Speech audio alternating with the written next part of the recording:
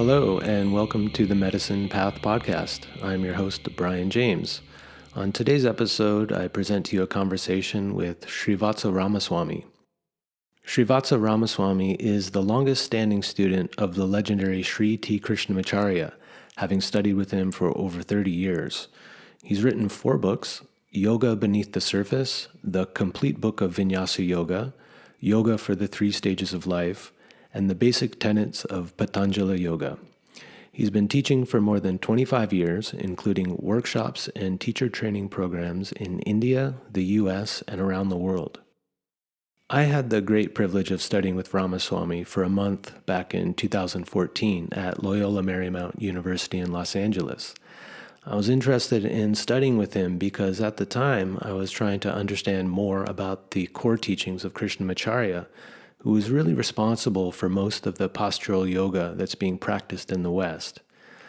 Krishnamacharya's well-known students like Pattabhi Jois, B.K.S. Iyengar, Indra Devi, and his own son T.K.V. Desikachar all presented yoga in slightly different ways, and I was interested to know why that was and to understand better what Krishnamacharya's core teachings were. To do that, I felt I needed to get as close to the source as I could, and Ramaswamy studied with Krishnamacharya longer than anyone else outside of his own family. So in order to make that happen, I had to quit my job and sell our Volkswagen camper van to move to LA for 5 weeks. But I've always felt that if I was going to teach this method of yoga, that I should try to understand it as much as I could. And for me, that starts with learning from the teachers who carry these teachings, and then putting those teachings into practice and learning from that direct experience. So sometimes that requires effort and sacrifice, which to me feels like a small price to pay for the incredible gifts that teachers like Ramaswamy offer so generously. One of the goals of this podcast is for me to get to spend some one-on-one time with the teachers I've met along the way, and then to share these conversations with you, the listener. So I very much approach this conversation as a student, and I try to ask questions that are not only interesting to me, but hopefully interesting to you. In this conversation, I ask Ramaswamy about his experience as a longtime student of Krishnamacharya, the true goal of yoga, the relationship between Hatha and Raja Yoga, the yogic approach to meditation, his understanding of the more esoteric concepts of yoga like Kundalini and the chakras. And he also speaks about the aspects of yoga that become more important to him as he ages. He's now in his 70s, and we speak about what keeps him going as he continues to lead in-depth yoga study programs all over the world. If you're interested in learning more about Ramaswamy and his upcoming trainings, you can visit his website at vinyasakrama.net. And if you're interested in learning more about myself, you can visit my website, brianjamesyoga.com. There will be links and show notes available at medicinepathpodcast.com. And with that, it's my great honor and joy to present to you my conversation with Srivatsa Ramaswamy.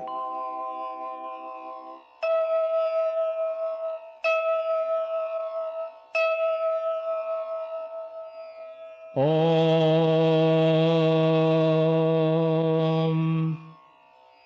Shuklambaradharam Vishnum Shashivarnam Chaturbhujam Prasanna Dhyayet Sarva Vighnopashantaye Mamopata Okay. I'll start with a short prayer. ஐந்து கரத்தனை ஆனை முகத்தனை இந்தின் இளம்பிறை போன்றைய ஈற்றினை நந்தி மகந்தனை ஞான கொழுந்தினை புந்தியில் வைத்தடி போற்றுகின்றேனே. ஓம். Yes, thank you. You're best known as the longest standing student of Sri T Krishnamacharya, and I'm wondering when you began studying with him, how old were you? I was about 15, 16. I think I started around 1955 when Krishnamacharya came to my house to teach my brother who needed some special attention. And then slowly my whole family, my father, my mother, my sister, and myself, all of us joined him. And then after some time, I continued to study with him, whereas the rest of the members of my family stopped. And how long did you end up studying with him for?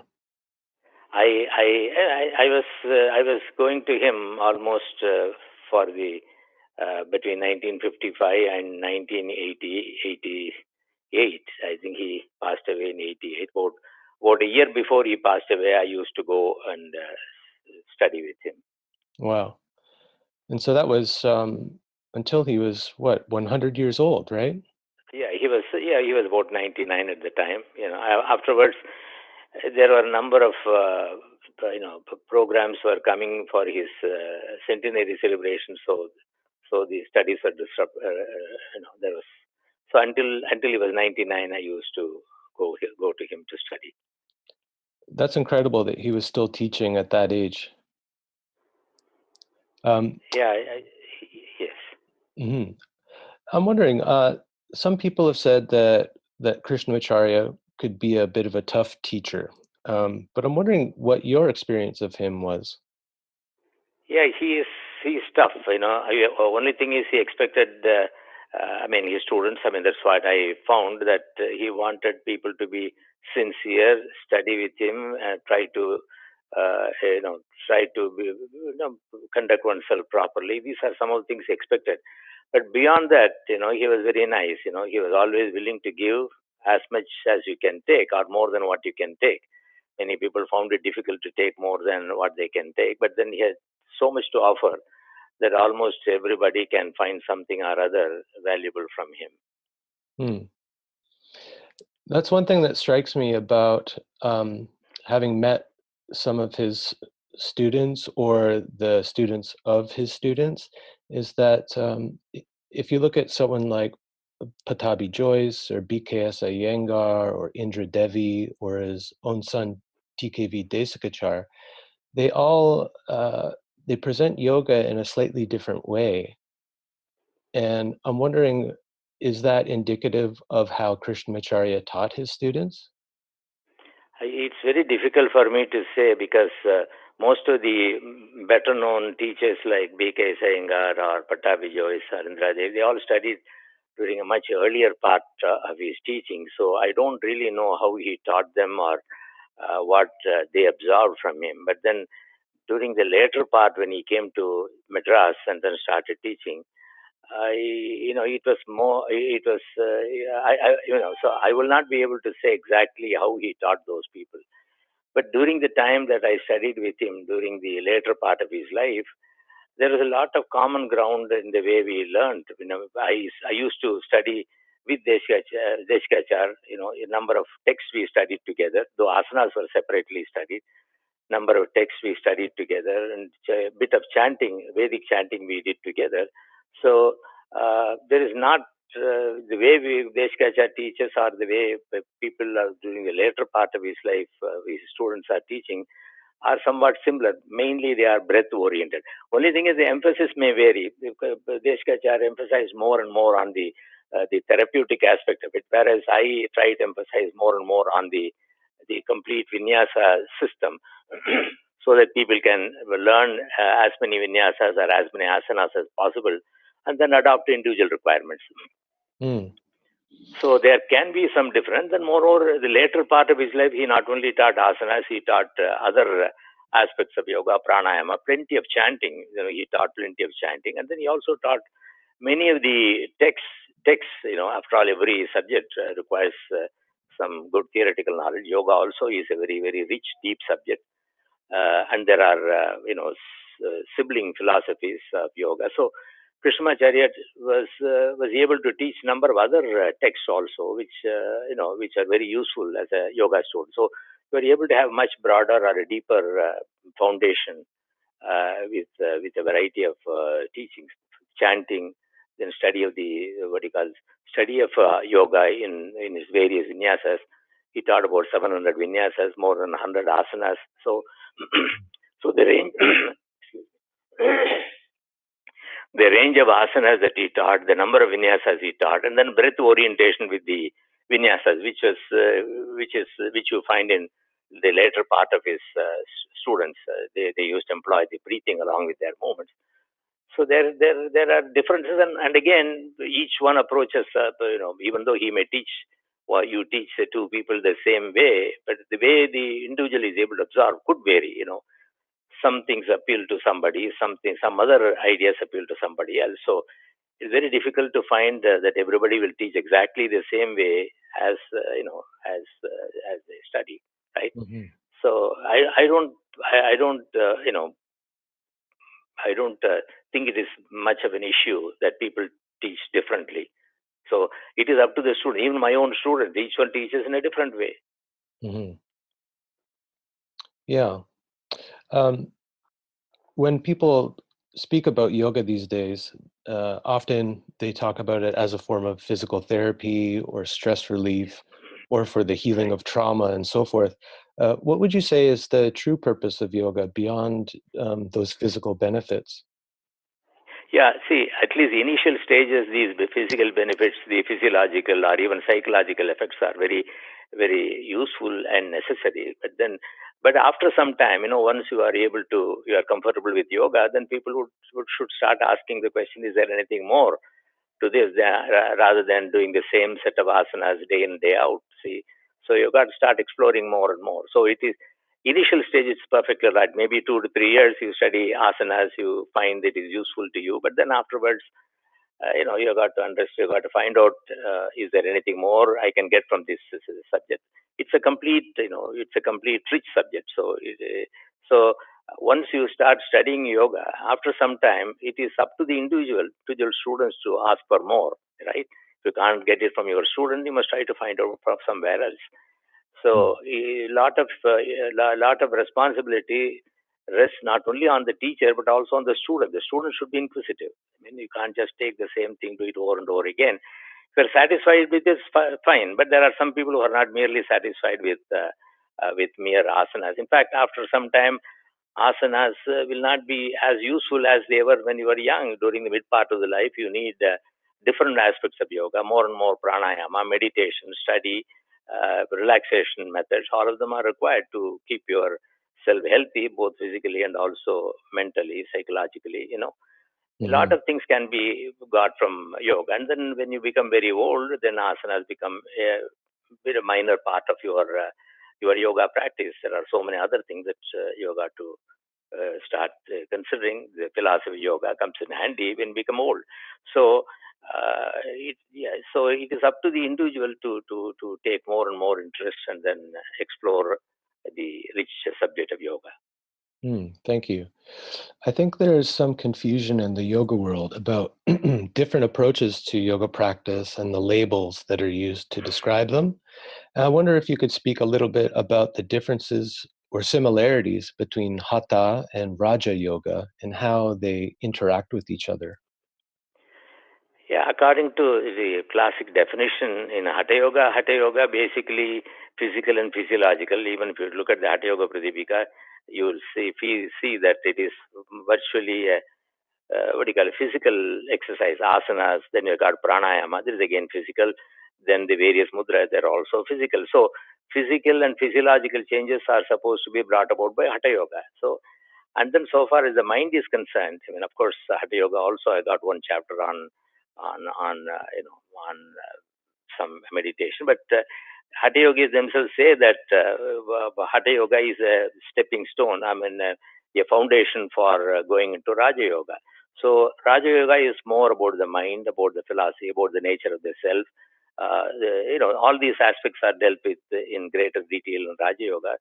In fact, according to Hatha Yoga is the what do you call, you become a master in Hatha Yoga. Then you start practicing the Raja Yoga angas, which will be what do you call the dharana, dhyana, samadhi. Then the theory behind the way the mind functions. The way the Raja Yogis have analyzed the function of the mind, or chitta, which is very, very, very refreshing. That will be. So both of them are complement each other. So a good Raja Yogi should keep the body and mind in good condition by Hatha Yoga practice. Hatha Yogis, after doing Hatha Yoga, they must start exploring Raja Yoga. So they both can be done in tandem, right? Hmm. I find these days there's a lot of interest in meditation. Um, But I find that often people are actually talking about mindfulness, observing the sensations in the body and observing their thoughts, which I believe is different than the meditation described in the Yoga Sutras. And I wonder if you could speak a little bit about the yoga approach to meditation and how mindfulness may or may not relate to that. Yeah, actually, the Patanjali's Yoga Sutras, the meditation itself is divided into three steps: the dharana stage, and the dhyana stage, and then the samadhi stage. So basically, you will see that the approach of yoga, Raja Yoga, is to reduce the number of vrittis, chitta vrittis. See, normally in our day-to-day life, from morning to night, there are hundreds and hundreds of chitta vrittis. We go about the world, lots of stimulus from the outside world, we react, so the mind is constantly engaged in different kinds of chittavrittis. But when you start practicing yoga, especially the Bahiranga sadhanas, the what you call yama niyamas, and yama niyamas help to reduce the number of vrittis you take from the outside world by having a controlled relationship with the outside world. You are able to reduce a lot of unnecessary chitta vritti. That itself brings certain amount of calmness to the mind. More vrittis, more distraction, more pain. So that helps to reduce the number of vrittis. Even yama niyama practice itself tries to bring certain amount of calmness to the mind. Then you practice asanas. Asanas are supposed to help reduce a particular guna called rajas. Rajas is said to cause a lot of pain. So by asana practice, you get a better control over the body. When you are able to get a better control over the body, the distractions due to your body start coming down. There are aches and pains start coming down. You don't fall sick so easily. So the physical distractions, the bodily distractions are supposed to be, our bodily chitta vrittis are supposed to be brought down by asana practice. Then pranayama brings about a certain clarity of the mind.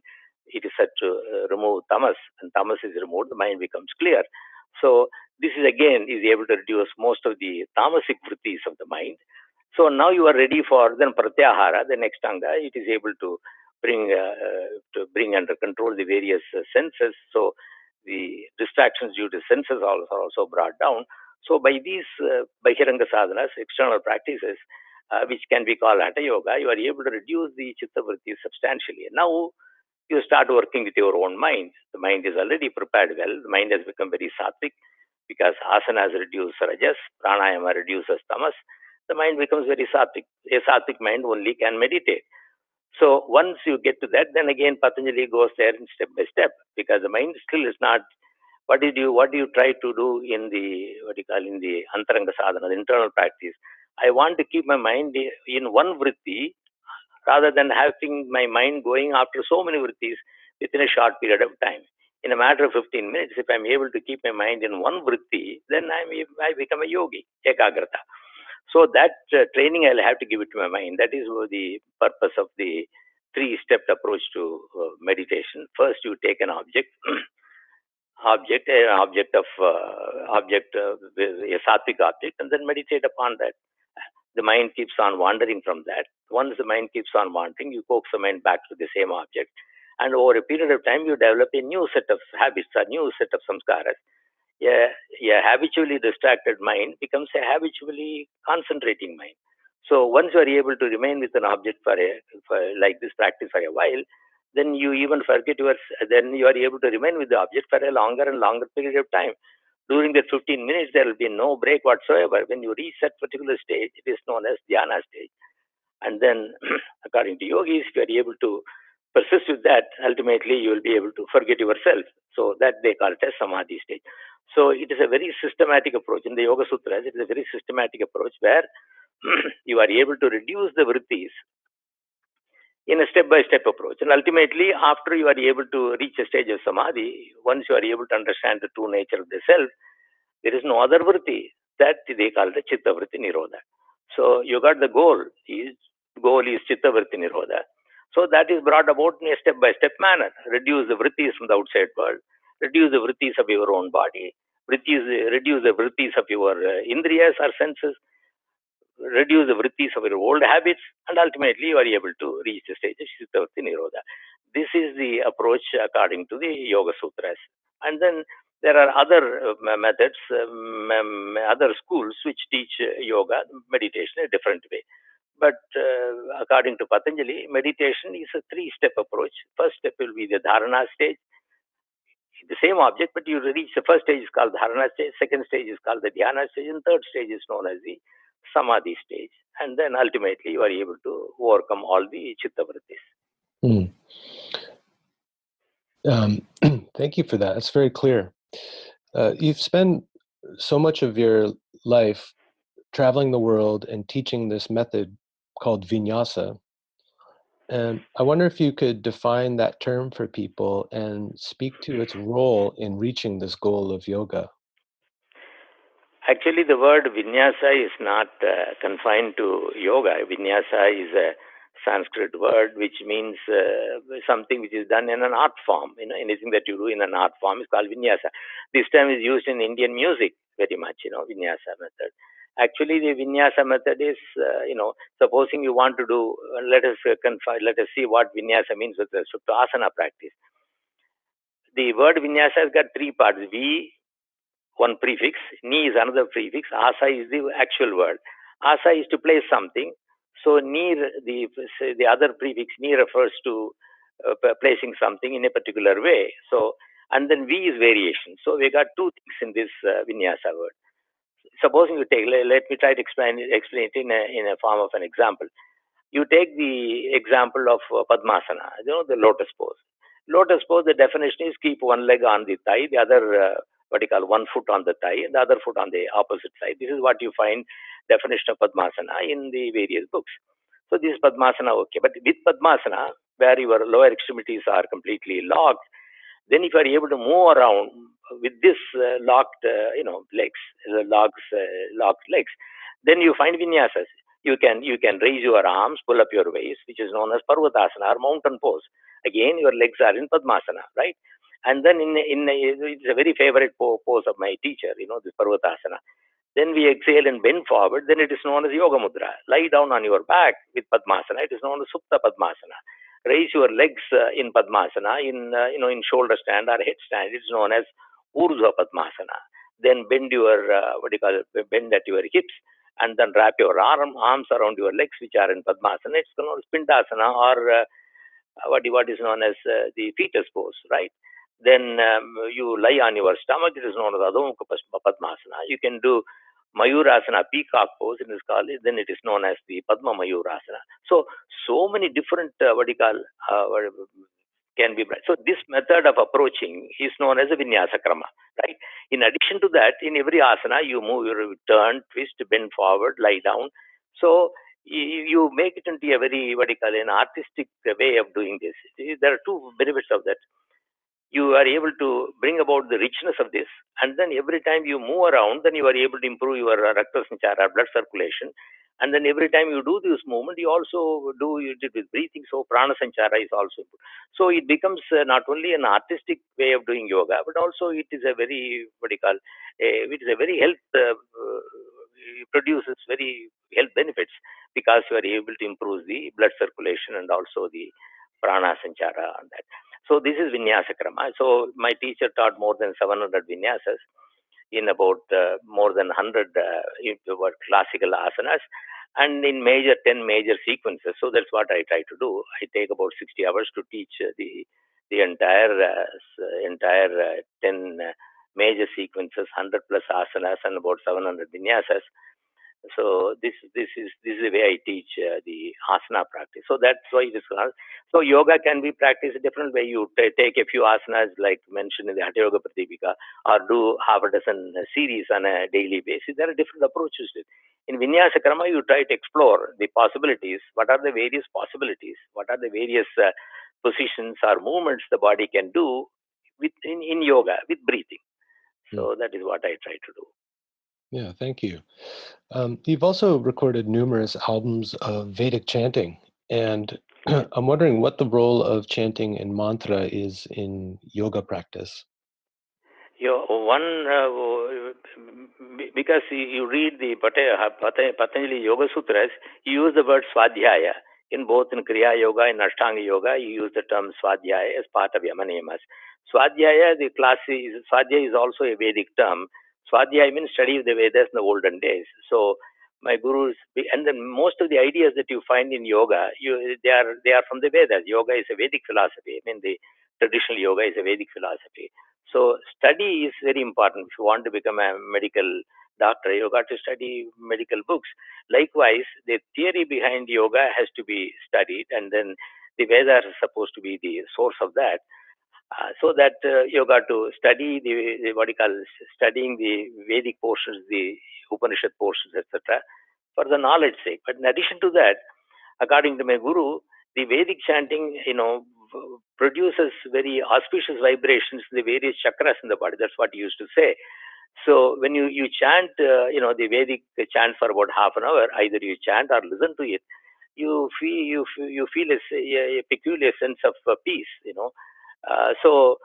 Both physiological, psychologically, and also knowledge-wise, the chants become very important. So we spent a lot of time studying chanting with Krishnamacharya, and some of those things I was able to record, and then many of them are available on what you call the internet through jukebox and YouTube and all that. Yeah, I have some very special memories of you chanting to us while we were in Shavasana when I was at your Loyola Marymount training. Yeah. Yeah, it Oh was yes. quite powerful just to be in the room while you're chanting. Yeah. Something is transmitted. Yeah, we see Vedas are very old, but still many people keep on doing the chanting. It is still alive. So people find that chanting and listening to chanting is very peaceful, very Hmm. very nice. If you know the meaning, even then it's even better, right? Yeah. Are there yogic mantras that are appropriate for non-Hindu Westerners? That's very difficult. The olden days, the mantras, especially the Gayatri mantra, Pranav mantra, used to be kept secret. But then Krishnamacharya's, in fact, women were not allowed to learn chanting in the olden days. I remember when I was young, mostly boys will be chanting. Mostly means always only it will be the boys who will be learning chanting. But then Krishnamacharya said that anybody who is interested in learning chanting can learn. So many women, in India, they started studying with him, and some of them are very, very good. Uh, so I'm not very sure whether somebody can learn chanting or not. But then, if somebody is interested, I don't think you should try that. If you want to learn chanting, try. If you like it, go ahead and do it. Hmm. Yeah, that's interesting. Two of my chanting teachers are both women Oh, good. who studied with Desikachar, so it Right, just right. shows how things have changed, I guess. Yes, yes. That Krishnamacharya did a lot. He broke the taboo at that time, and then Hmm. his view was that because men were not spending much time learning all these things. If women are interested, then we must teach women also, so that these ideas, these chants will be available for the posterity. Right, that because the women were actually interested, that they might preserve some of this Yes, tradition. right. You are right. Hmm. So when you're speaking about chanting, you mentioned the chakras, and some of the more subtle aspects of yoga, like Kundalini and the chakras, have been described Yes. in so many different ways. And so I'm interested in what your understanding of Kundalini and the chakras, how you understand them, how you were taught by your guru, and how they are relevant to Hatha yoga. Actually, my guru was not Kundalini yogi, and that's a different branch of, a different aspect of yoga, different school of yoga, Kundalini yoga. But then in Hatha yoga, they talk about Kundalini, because if you, basically the Kundalini is supposed to be, is sleeping, and then it is blocking the movement of prana into the Sushumna to reach the Sahasrara. So the whole approach of Hatha yoga's approach is to what you call arouse the Kundalini, so that both the Kundalini and the united prana and apana. Hatha yoga, according to one definition, is the union of prana and apana. So this united prana will move along the sushumna to reach the sahasrara. This is the concept that is there. And then many of the Hatha Yoga practices, like your Mula Bandha and Mahamudra, they are all supposed to be helpful in arousing the Kundalini.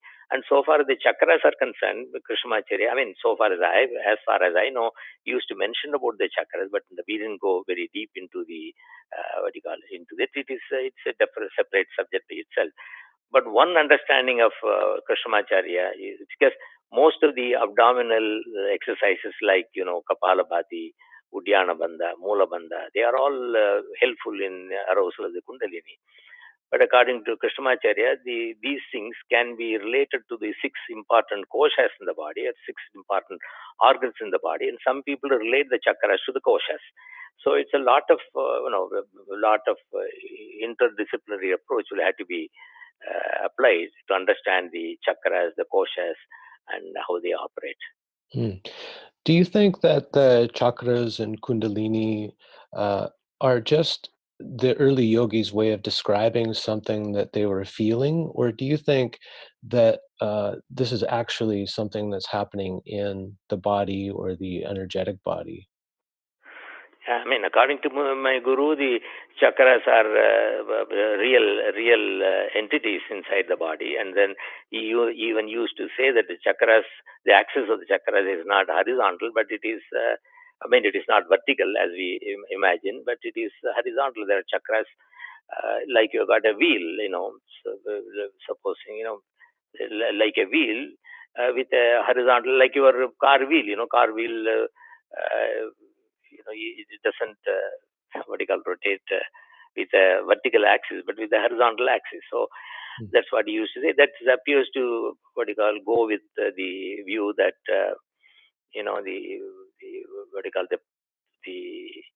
the nerve bundles coming out of the spinal cord. They all look like. In fact, another interpretation of chakra is a hub. Chakra means a hub. Nadi samuha, like in a wheel, number of spokes emanate from a hub. So likewise, the number of nerves emanate from a ganglion or whatever, and plexus. So there are different interpretations possible for this. Yeah. Do you think it's important for the practitioner to have a conceptual understanding of these things, like Kundalini and the chakras, to enjoy it? I think, it all depends upon which school you are following. If you are following a Kundalini yoga approach completely, then yes, you got to understand these things. But in Hatha Yoga or in Raja Yoga, the interpretation and or the approach goal are different. In Raja Yoga, the approach is to bring about the Chitta Vritti Nirodha. In Hatha Yoga, it is the whole goal is to bring about the union between Prana and Apana. In Kundalini Yoga, the approach is to bring about the union between Shakti and Shiva. So different approaches are there. So so if you have a Kundalini Yoga teacher, then you follow those instructions. If you are a Hatha Yoga teacher, I follow those instructions. The whole idea is to bring about the union between Prana and Apana. If you are following Raja Yoga, then the whole approach is to bring about the Chitta Vritti Nirodha. So it is good to keep the focus in front rather than mixing up a number of these the different yoga disciplines. So would you say that this union of prana and apana leads to chittavritti nirodha? No, prana and apana union, that's what the Hatha Yoga Hatha Yoga Pradipika talks about. But then they also say once you are able to bring about the prana and apana union, then your mind is now ready that you already done asana, pranayama, the various mudras, and then pratyahara, everything you have done. So your mind is now free so that you can focus your attention more and more on the functioning of the mind. Okay, so the union of prana and apana is describing a kind of mental, emotional stability. Yes, you become fit for the next stage of Raja Yoga. Thank you. So just before we end, I just I want to mention that I studied with you for a month in 2014 in Los Angeles, and at that time, I believe you were already in your 70s, and I'm still in awe of how you were able to teach all day long, every day, for over a month, a large number of students. And I'm wondering, to what do you owe your ability to maintain that level of energy into your elder years? No, I really, see, what I try to do is, in fact, when I was 70, I thought that I will not be able to teach for a long period of time. So 1 year I teach, and then I find I can go on. So I agree for doing more programs. So likewise, it is going on. I don't know when I will find it, impossible or difficult to teach. I will stop at that particular time. I don't know. Do you attest this ability to keep teaching to some aspect of your practice? I don't know. Even there are many people who are not yogis are able to do a lot of work in their 80s. They are all quite healthy. Hmm. I don't know. I don't know because so I can only say that yoga has been very helpful for me, both from uh, keeping keeping good health. I mean, whatever up to this point, touch wood. Um, so I don't know. I don't know. Well, I'm looking for the secret to longevity. I don't know. Maybe there are some yogis who live long. There are some yogis who die young. I don't know. Mm, Maybe there is something more to these things.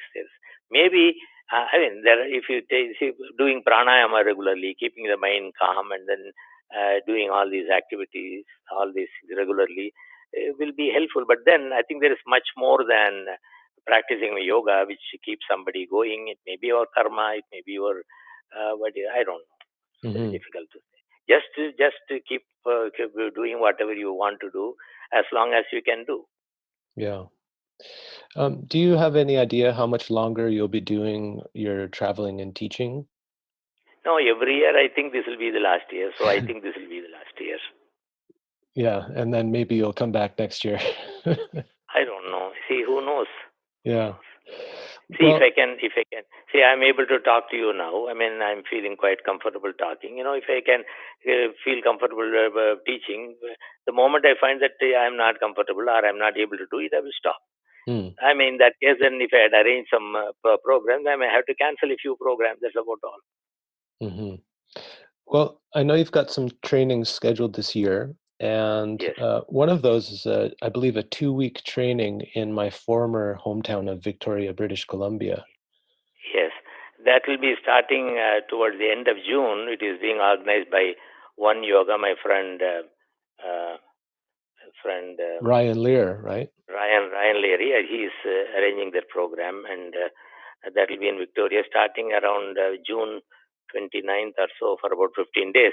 It will be a 100-hour program. 60 hours will be for the asana portion, asana vinyasas. About as I told you about 700 vinyasas and asanas. Then there will be a 20-hour pranayama component where I will teach also the effect of yoga on the various internal organs like heart, lungs, your stomach, and the reproductive organs, and some of those things.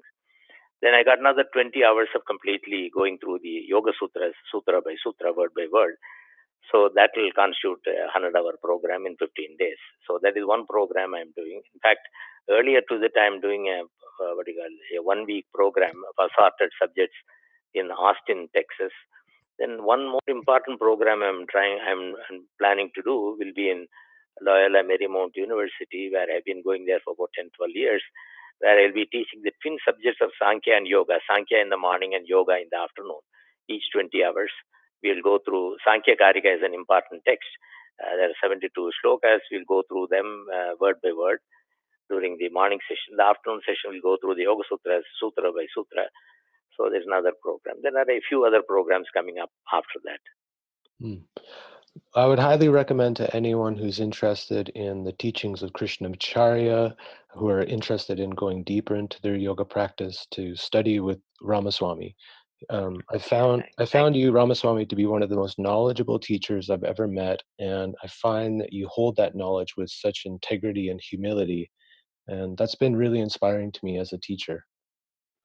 So, Yeah, maybe, but basically, I got an outstanding teacher. I'm very fortunate to have been able to study with Krishnamacharya for such a long time. and he was very compassionate. He was prepared to give a lot, and then explain everything in a very logical way, so that you don't have to be a traditionalist to be able to follow what he is talking about. Everything he was able to bring down to your level. So he was a great scholar, but I have none of those scholarship like him, but still he was able to come to our level and then explain, so that we'll be able to take something out of that. So these subjects should be, if you are able to explain in a way people can understand, then that is good. I'm very grateful to my teacher, and also grateful to all the people who have supported me, like you. Well, it's been a great experience. yeah, studying with you has been such a gift to me, so I do appreciate that. And anything I can do to help you, I will definitely do. Um, Thank you so much. and I'll be sure to include links to your website, which has a lot of information about your publications, including YouTube videos, some of those Vedic chanting recordings, and all of your upcoming trainings. And I wonder if you could just close our interview with another prayer. Yes. वनमाले गदी शार्ंगी शंकी चक्री च नंदकी श्रीमान नारायणो विष्णुर् वासुदेवो विरक्षतु ज्ञेशाच्युत गोविंद माधवानंद केशव कृष्ण विष्णु ऋषिकेश वासुदेव नमोस्तुते शंकर चक्र गदापाणे श्रीमद्वारका निलयाच्युत गोविंद पुंडरीकाक्षर क्षमां शरणागतम नमो ब्रह्मण्य देवाय गो ब्राह्मणहिताय च जगद्धिताय कृष्णाय गोविंदाय नमो नमः। ओम तत्सत्। कृष्णार्पणमस्तु। श्रीनिवास आचार्य उन्तुरुडिगले शरणम। Thank you, and thank you so much. Oh, thank you so much. And I hope you have a wonderful day, and I wish you safe travels. Thank you. Thank you very much. Thanks a lot. Okay, bye-bye. Bye.